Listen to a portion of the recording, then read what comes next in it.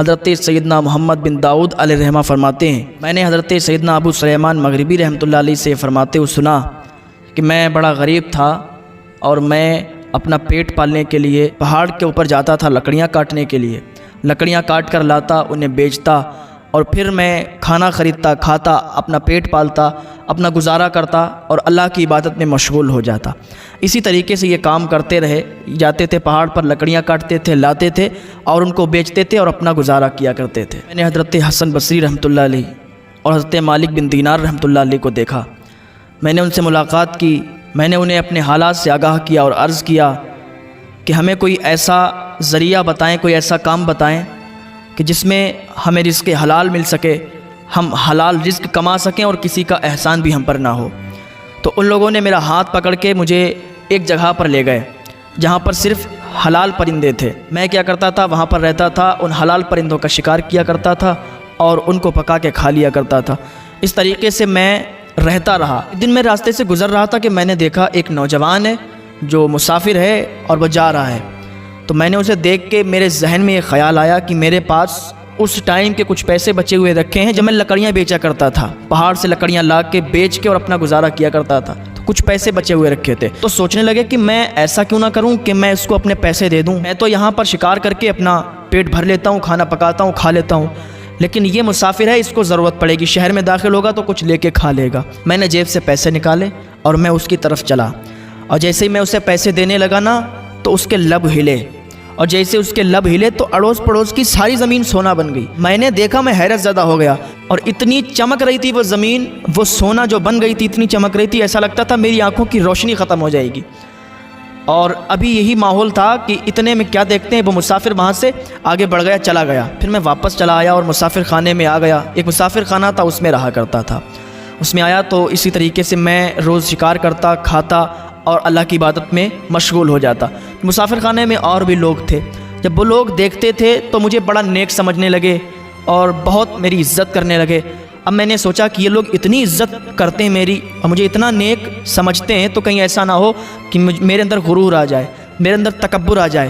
اللہ والوں کی یہی خاصیت ہوتی ہے کہ جب انہیں ایسا لگتا ہے نا کہ میرے اندر غرور یا تکبر آنے لگا ہے تو وہ اپنی جگہ کو چھوڑ کے اور الگ راستہ اختیار کر لیتے ہیں، الگ چلے جاتے ہیں، اس دنیا کے لوگوں سے بڑی دور چلے جاتے ہیں، الگ جا کے اللہ کی عبادت میں مشغول ہو جایا کرتے ہیں۔ آج کل ہمارا حال کیا ہے؟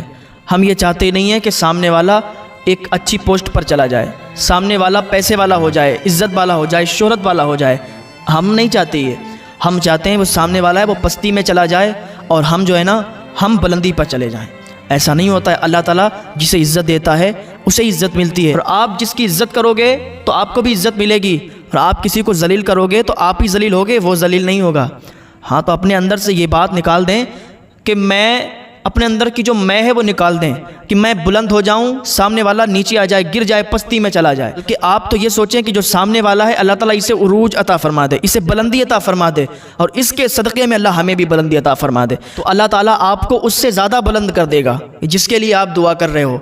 ہاں، تو اپنے اندر یہ لائیں کہ دوسروں کے لیے بھی اچھا سوچیں، کسی کے لیے غلط مت سوچیں، کبھی بھی کسی کو ہلکا مت سمجھیں، اس کو ذلیل مت سمجھیں، اس کو چھوٹا مت سمجھیں۔ سب ایک برابر ہیں، انسان ہے یار، انسان ہے، انسان بن کے رہیں، کوئی چھوٹا بڑا نہیں ہے، کوئی امیر غریب نہیں، سب ایک طرح رہیں، پیار محبت سے رہیں۔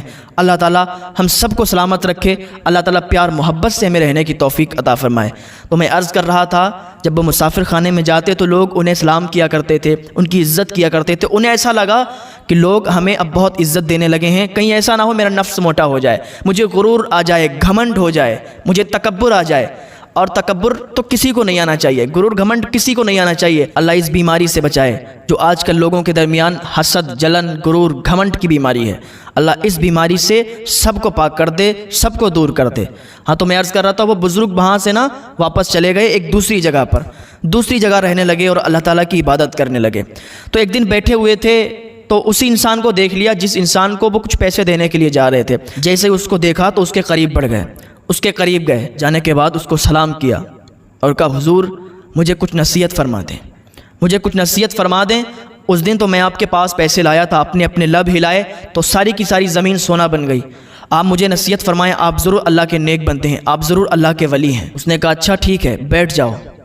تو یہ کہتے ہیں میں بیٹھ گیا، میں نے دیکھا ان کے پاس پانی کا برتن رکھا ہوا تھا، اس میں پانی بھرا ہوا تھا۔